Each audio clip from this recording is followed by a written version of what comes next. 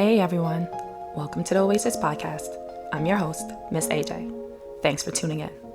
An oasis is something that provides refuge, relief, or pleasant contrast, and that is exactly what you can find tuning into the Oasis podcast. This will be a space where I and special guests will be cultivating intentional and honest conversations about life's journey.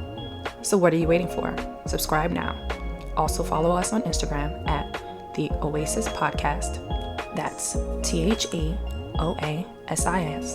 Podcast. Hey everyone, welcome back to the Oasis Podcast. Thank you for joining us for another episode. Hope y'all are ready to have some intentional and honest dialogue. So how's everyone doing? I am doing pretty okay.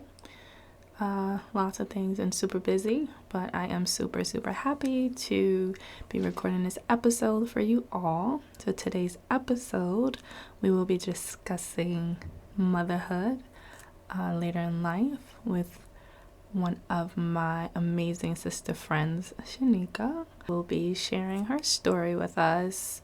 And so we'll be discussing the process, the fears, the joys, and all that other good stuff.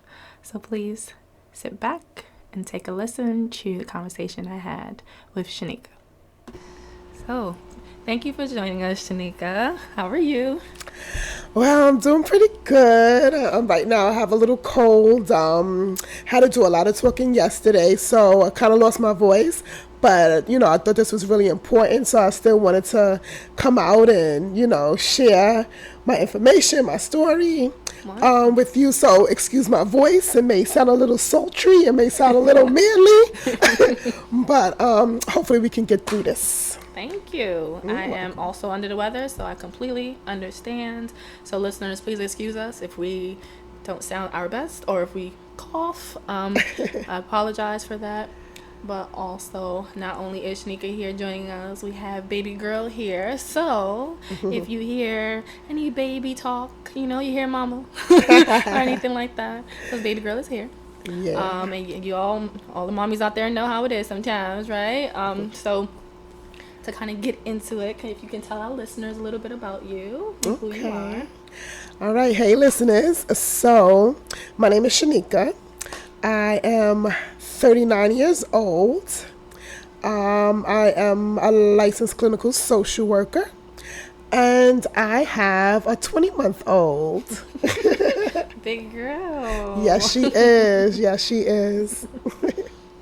All right, so let's just jump right in there, right? So we're talking about motherhood later in life, and so if you don't mind sharing, kind of starting out with, did you always think that you would be a mom? Definitely. I definitely think that it was my calling to be a mom. Always wanted to be a mom. And yeah, I mean, I have to say, that's definitely was something that I thought would happen in my life, that I would be a mother. Okay. I've been thinking about this. As you know me for quite some time. Yes. Fluctuate back and forth with the thought of sure, and then I don't know, now I'm in a space of yeah, right. But I've never always knew though, I was gonna be mom. I know a lot of people do, they always knew. I know my sister, she just happened to be a mom because she never thought about it, and then she became a mom, right? Wow. Where other people, that's all they think about. True. So I don't know. So I guess you telling us, how did you feel when you first found out that you were pregnant? I was, that's my baby. Yes, baby. I'm here. Okay. I was excited. I was actually first, I was in shock that I did get pregnant. Because prior to giving birth to, prior to conceiving my baby girl, I did have a miscarriage. And that was really early. They called it an ovulated pregnancy. So pretty much what happened is, I guess the egg and the sperm, they met.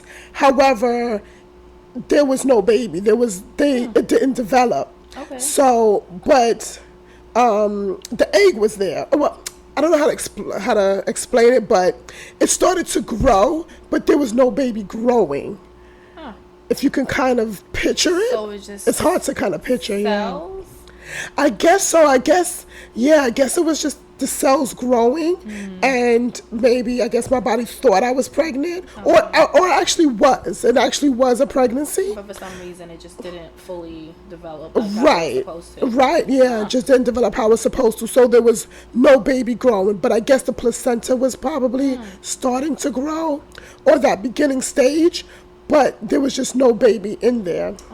Right, so I went, for my little sonogram because I knew that I was pregnant at that time.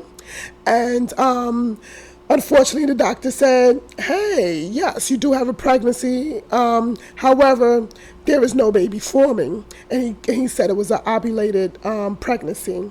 So after that, he scheduled me for a D&C. And then I had the D&C. I actually started to miscarry, so I started to bleed like maybe that same night or that same day before the actual scheduled D&C. But I still went through with the D&C. And then right after my next cycle, I was pregnant. And I was like, wow. what? Wow. This is crazy. Yes. Okay.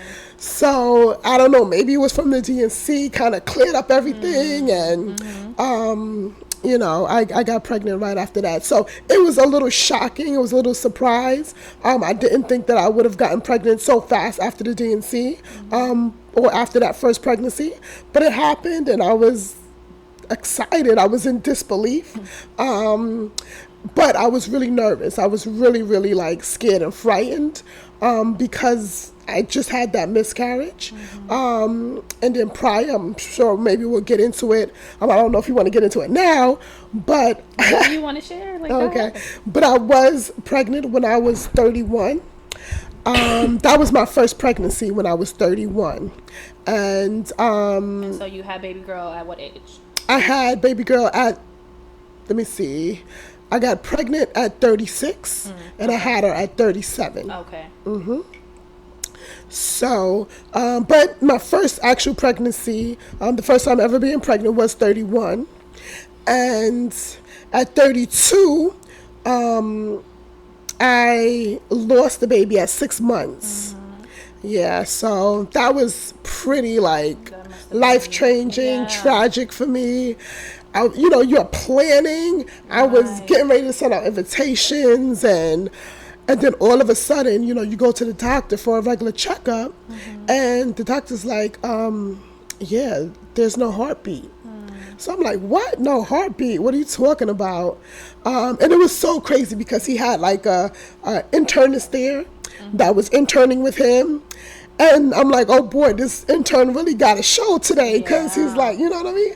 Wow. But that it was just, it tripped me up, Right. So like, been hearing a lot recently. Of course, it's not anything new, but a lot recently about Black women and pregnancy, and how,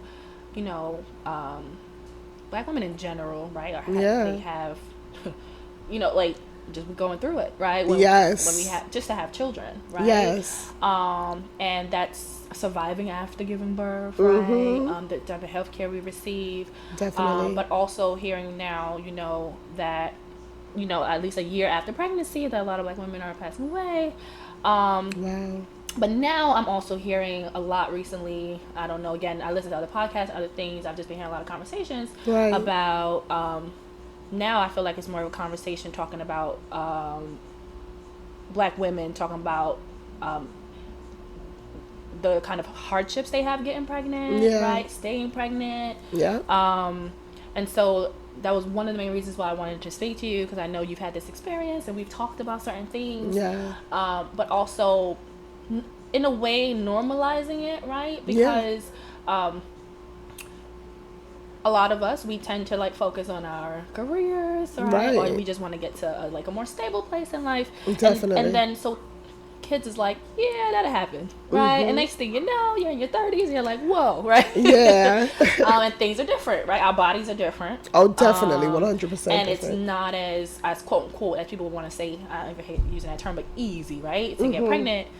And so thank you, like, for sharing that, because Sure. I feel like a lot of us don't talk about that, right? You're so right about that. Yeah, and it's like the sense of guilt or shame or something of that nature. Yeah. And I guess being transparent, I'm also in my 30s, and again, now I'm like seriously thinking, I guess, about children. But I have a fear that, like, what if I can't get pregnant, right? Yeah. So, like, because I've never been pregnant. Right. So it's right. like, and so then now I'm just like, what do I do about that? How do I navigate that, right? Like, who do I talk to? And so thank you for having a conversation with me. And I hope, problem. it opens up more of us to talk about this. Yeah, right? I hope so. And also bringing up that notion again of a lot of times you get to a certain age and people see you, why you ain't had no kids, right? Yeah. And they don't know how sensitive a question that is, right? Definitely. Like, why are you watching my uterus, first of all? Right, exactly. But secondly, it's like you don't even know how that question impacts someone, right? Because sometimes they might really want to be able to have kids, or it's true. They want them, but they can't, right? Right. For whatever strange reason, or they're just like me, and they're like, I don't even know if I can. I literally don't know, right? Right. Well, I guess we can talk about that later or whatever, but there's no real way to check to see if you are, right? You have to be trying, and then depending on your insurance, for them to even check your fertility. It's like a whole bunch of stuff. Exactly, yeah. And so it's a difficult conversation, to have. Yeah.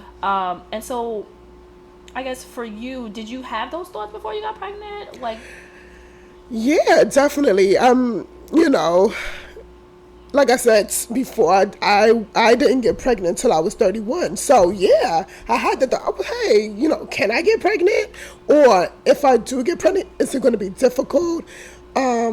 So yeah, those thoughts definitely also came in my head, and and just those thoughts of people checking on your uterus, like, hey, when are you gonna have kids? You're not that young anymore,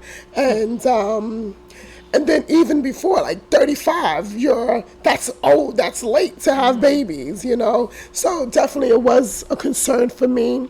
At one time I thought I was going to have 3 kids, 4 kids, but then just as you get older, it's like, I don't think I'm having 4. Yeah. Yeah. So those were definitely my concerns. But, you raise a lot of great points. That we don't know what people go through. Yeah. We don't know what they're thinking, what's going on with their life or their bodies. It's hard, Sometimes women can have it easy. We see women have 4 children, 6 children, but then for that next person, it could be difficult just for them to hold children, to keep children, Look at Gabrielle Union. Yeah. I've heard she had like 13 miscarriages, And it's sometimes you have to sit back and realize, hey, wait a second, maybe I can't carry my own child, but I know my destiny is to have children, so I have to use a surrogate. And that's what we're doing a lot these days. There are a lot of other opportunities or means of having children. And I think a lot of women in their older years are thinking about those other options, And even with that, right? Like, these other options cost money. They sure do. Oh my gosh. Insurance don't always cover these options, right? Yeah. And again, still another thought, like, hey, what if you can't have kids? Are you willing to go that extra mile, or are you just gonna take it as your fate and just be like, okay, Yeah. And that's true. Like, a lot of stars, and I think that's another thing too. A lot of stars, I think, are coming out and talking about it. Right. I Which know is so important. Kardashian, something's wrong, like she can't carry. Right. Something, I forget what the term, and it's like something other people. Placenta. Something. Yeah. And then so it's like, I think maybe that's why these things are getting more attention. Right. But it's a very difficult topic, right? It is. So many people are like policing our uteruses now. Right, exactly. Laws yeah, now, right? It's so personal. Very, a personal issue, very. And so I know you had a bit of difficulty between, 31 and then 36. And so while you were pregnant, like, what was like the greatest fear that you had? My greatest fear was going to an appointment and the doctor saying, there's no heartbeat, you know, or that there's some big difficult, or there's, you know, a problem, and rushing me to the hospital, you know, oh, you know, because you got to have this baby, but knowing that the baby won't be alive. So I think that was just, you know, my big ultimate fear was just that there wouldn't be a heartbeat again. So it was kind of like each month or each week really holding my breath, you know. I didn't want to tell people because of the fear that, hey, next week I might have to tell this person now that, hey, I lost the baby, you know. And like you said before, sometimes that's shame, that's guilt, because it's like, well, what's wrong with me, you know. But, you know, like I said, women are just different. Their bodies are different, you know. So it's hard. But yeah, I think that was my greatest fear, is that, you know, the doctor would say there would be no heartbeat for this baby. And were there any complications with this pregnancy? So, thank God, no. I would say there was no major complications. I was diagnosed with diabetes 2 years prior. So I don't know if that came out of my first pregnancy or what happened, but I mean, it does run in my family, so it's not a big shocker, you know. But I was able to control it with diet and exercise before, so I was fairly healthy to have this baby normally, and but because I was diabetic, they took extra precautions. I had to take extra tests. You know, they gave me these nurses, and I had to take my stick. At some point, I did have to take a little bit of medication.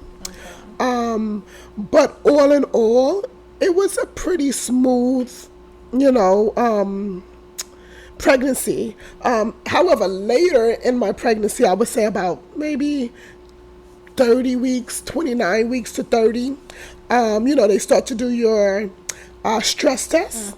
So at sometimes little Miss Lady over there, she did not want to get on, you know, I guess be monitored. So she would turn, she wouldn't let them get a good listen to her. So at that point they said, okay, well, because we can't get a good reading, you know, we're going to have to send you to the emergency. So they just tell me, you know, make sure, because of my history, just go in, you know, to the emergency and get further testing. So, you know, I would have to go into the emergency, and they would do the stress test, and I would have to be there for a couple of hours overnight. And it's like, oh gosh, hopefully they'll let me out because I got to go to work in the morning. So a couple of times I would say I had to go to emergency, like maybe 4 times, but it wasn't like, oh, go to the emergency because something's going to happen. But my doctor just wanted to make sure. Right. Yeah. Okay. So, for you, I know that we talked about the pregnancy part, but, you know, now baby is here. So, what is motherhood for you? Like, I know there was, like, pre-baby, what you thought motherhood was, and then now that you have baby. So, what is motherhood for you? Oh, my gosh. Woo. So, of course, every woman is different. And every woman's experience when they have their beautiful baby is different. Some babies are extremely easy. They sleep. They only wake up when they want something. My baby, oh my God, she gave me a run for my money. I was like a walking zombie for like the first 3 months, literally. And I'm like, oh my God, I didn't even realize I had a baby. I was just kind of like in my own little zone, taking care of this little thing. And I'm like, wait, hold on. I didn't even realize where I was. I was just taking care of this little being. But it was super, super difficult in the beginning. She cried a lot. I thought she was colic. At some point, my doctor and, you know, her pediatrician was like, no, she's not colic. She's fine. As long as she's eating, she's, you know, she's fine. So I'm like, so then what is wrong with her? Why is she keep crying? She was warm and comfortable, and now she's not. I guess so. I guess that's what it had to be. But, like, oh my God. But it was just super, super difficult. She made me rethinking ever having any more. But, oh my God, AJ, she is such a joy. I would say I just love her. Like her little face, just waking up, and it's like, are you really there? It's like, where did you come from? Right. You know, it was just like, I can't believe you're here. It's so surreal, you know. Even to this day, I'm like, I look at her, I'm like wait, that's what I'm saying. Like, oh my gosh. But she's so smart, such a blessing. So for me, motherhood is just watching this little human being grow into what we see walking on the street today, and just a regular person, and it's just really amazing. It really is. So is it true, like when they say the minute you see your baby, you have this like intense like emotion and feeling? Like, did you feel that? I know it's different experience for different people, but I hear that so often, right? Yeah. You never think you can love something so much, right? Like, yeah. You know what? I think it's emotions. It's just your hormones. It really is. Yes. Yeah. I didn't realize how pivotal hormones are until you get pregnant. Oh, gosh. I was crying for no reason. I'm like, what is wrong with me? You're stronger than this. And I'm like, not really. Right, exactly. Not really. So I'm finding myself, I'm not crying, mad at her dad for whatever reason. And I'm like, what is wrong with me? So I truly believe in hormones. Like, but after all that settled down, I got a hold of my emotions. But yeah, I mean, it's like you do feel an immense love. But for me, I wouldn't say it was right away. It was, but the love grew with each day that you're taking care of this little baby. Like I said before, I really felt like I was a zombie. So I didn't really have time to think about how much you love her, and because I had to take care of her. I had to wash her bottles. Yeah. Then I had to, and it's real. You really don't take showers every day. You really don't take showers every day. Like, man, you would be so happy if you get a shower like once a week. Oh wow. Yeah, it's terrible because you're just so focused on her, on the baby. And like I said, she was a crier, so it was constantly. I was just trying to take care of her. But after all that settles down, like maybe like after the 3rd month, after the 4th month, where you see her sleep patterns get a little easier, where you get a little more rest, then you really get to sit back and say, "Wow, I'm in love." Yeah. So did you have like help throughout the process? Oh yeah, definitely. Thank God I had help. I mean, you cannot do it alone. Girl. That's what exactly. Girl. That's what I'm saying. Still couldn't shower every day. Oh my goodness. But I had help. Her dad was helpful. He works a lot. So but he was definitely very helpful in the beginning months. My mother, thank God for her, she was extremely helpful. My niece, my sister, they were all right there, being very supportive and very helpful. So, I do thank God for family, because you can't do it alone. You definitely can't do it alone. I don't know how single mothers do it. Like, if you're just like in the house by yourself, I don't know how that happens. Right. Yeah, I really don't know. That's so a like, lot. yeah, it is. You gotta give it to these women. Right, you really do. So like, if you bring a baby home by yourself and no one's there with you, I don't even see how that's possible. But women do it. Yeah. Yeah, they do. Right? They sure do. And so, what's your favorite part of being a mom? My favorite part of being a mom, I would say just getting kisses and hugs.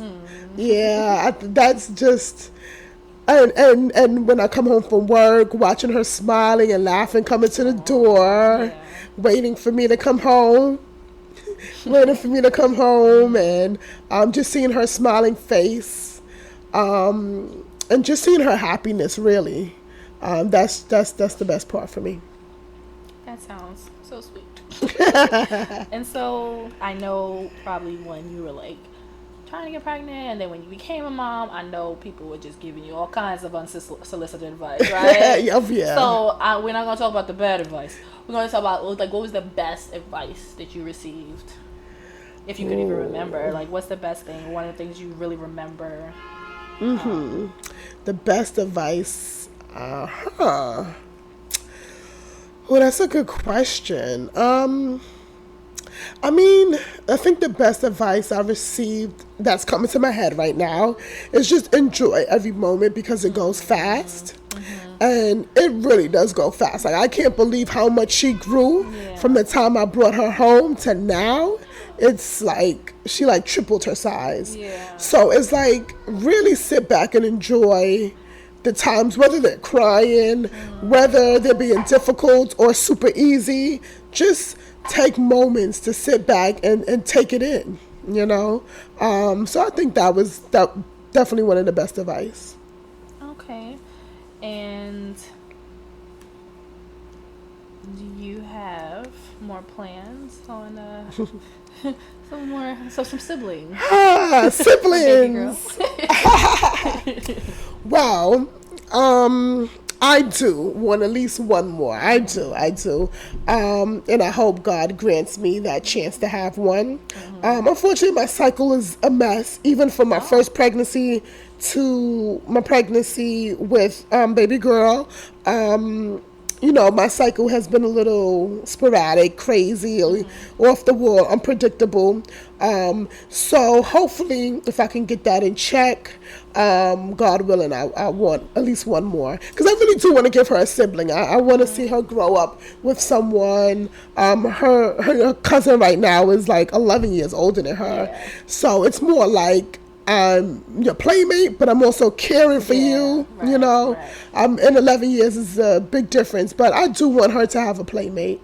Does your caregivers, your health caregivers, do they say anything, like, do they mention anything to you, like nudge, like, hey, if you're going to, like, yes. What's that conversation like? Because I know for me, when I go to the doctor, at least my healthcare professional it's like, you're good, you have time, don't worry about it. So now I don't know, does that conversation change? Well, I did ask my doctor. I said, hey, I do want to try soon. Do you recommend it? And because I was telling him just the problems I was having with my cycle, that I like missed like 2 cycles, 3 cycles, and I said, with that issue, should I still try? Because I was concerned maybe it's a problem, while I was missing my cycles or whatever. So he said, we're gonna do the testing and see what's kind of going on. But he said, get started, start trying. Yeah, you should start now. Exactly, because if you're gonna try at some point, you might as well start trying now. So yeah, he definitely encourages it. Okay. And so, I don't know, and if you do, please do share, but like, do you know other women who became moms later in life, and were their experiences similar to yours, or like how did they vary? Oh yeah, 100%. And it's really interesting because sometimes you sit back and you think, dang, I'm the only one who's not pregnant. But then you turn around and, well, for me, for myself, I would say I have at least 4 friends, who are my age or slightly older and who have children now at this age. One of my, childhood best friends, we got pregnant at the same time.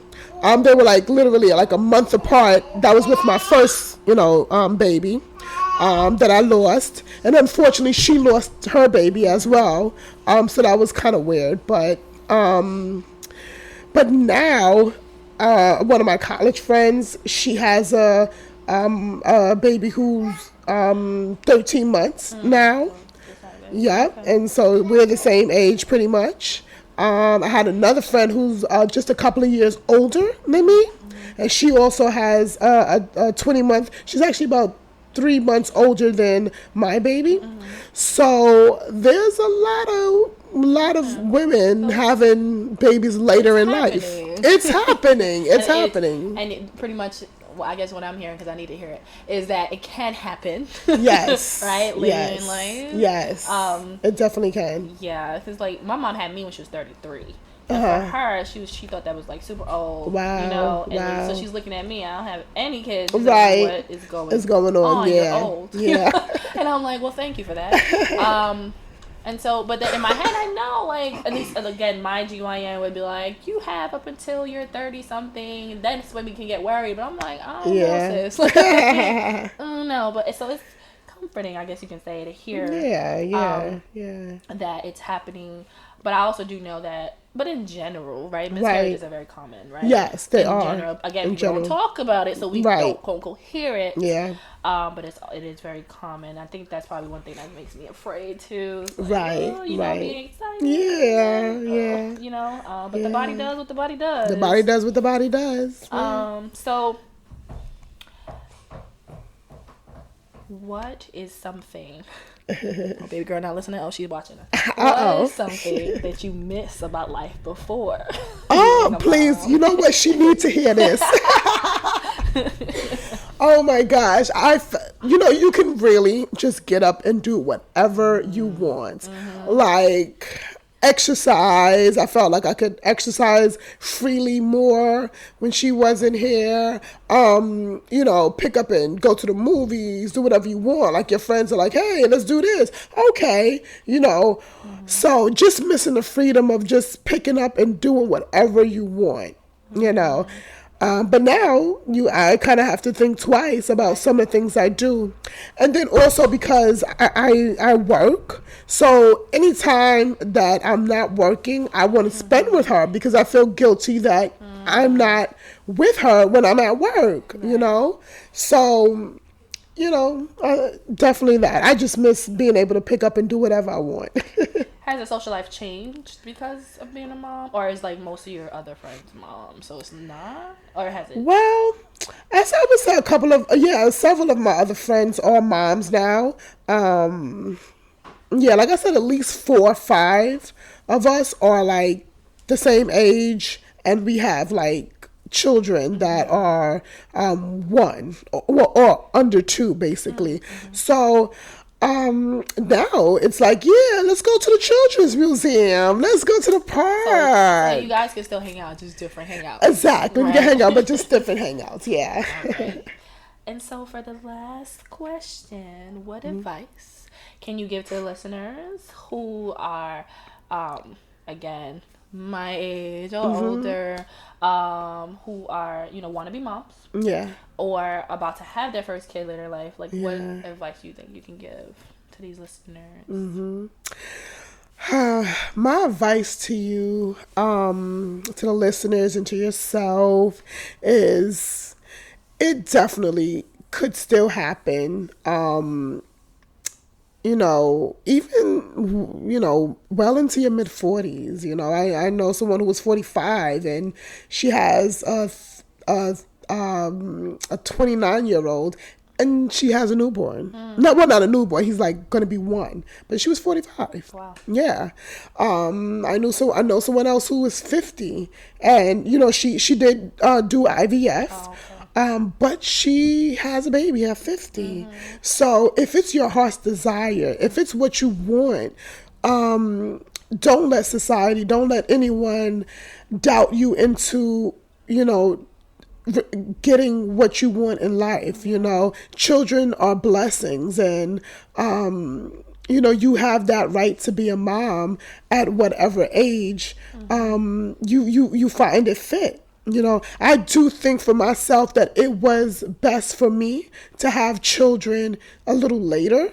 One, because I traveled. I got to travel. I did my education. Right now, exactly.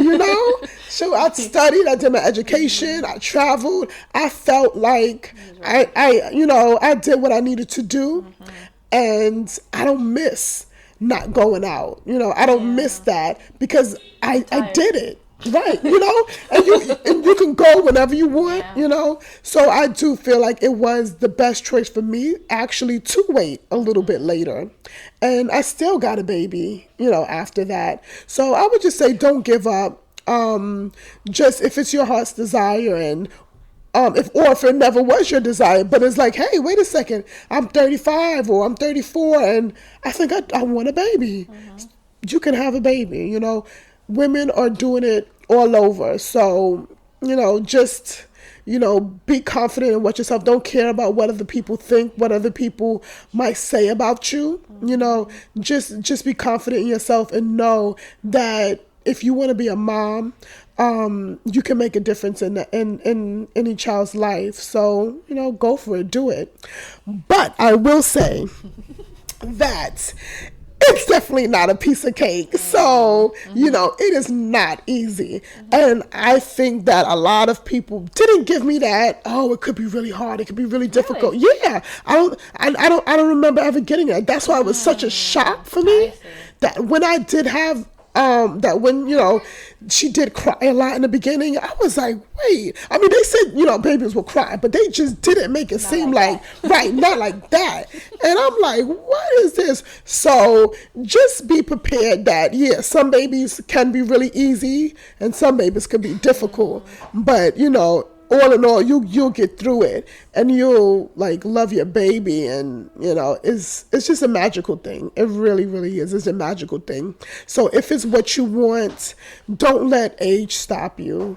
Don't let self-doubt stop you. Don't let what other people say stop you. If that's what you want, you go and get it. Yeah. Well, thank you for the encouragement, because I needed it. But I'm sure listeners are feeling the same. Thank you, and I appreciate you. No problem. Appreciate you too, AJ. For this episode's what's new, what's happening, intentions, and what we're looking forward to this week, I am looking forward to not getting sick again. I've been battling these allergies and I guess, I don't know if it's the flu, I don't know what it is, but clearly you hear Shaneka and I coughing and sounding oh so terrible. And I'm hoping that I can stay healthy and my asthma doesn't act up because of these allergies and whatever else is going around. So that is what I'm looking forward to, some good health this week. And just not having to be going to the doctor and taking all kind of teas and vitamins so that I can function. So that's what I'm looking forward this week. And I hope you all remain healthy and get to enjoy this weather we've been having. In today's Connection Corner, I want to leave you all with a post from Soul Guidance, and it reads, "Today, Soul wants me to trust that the universe is guiding me to exactly where I need to be. Believe that I am worthy. Let go of toxic relationships and patterns of behavior. Overstand that the divine source is within. Listen to soul." Thank you for joining us. Thank you for tuning into this week's episode of the Oasis Podcast. I hope you were able to find something that resonated with you on your journey. Don't forget to subscribe, share this episode, and like us on Instagram at the Oasis Podcast. If you have any questions or comments, direct message us on Instagram or email us at ajsoasis@gmail.com. Again, that's AAYJAYSOASIS@gmail.com.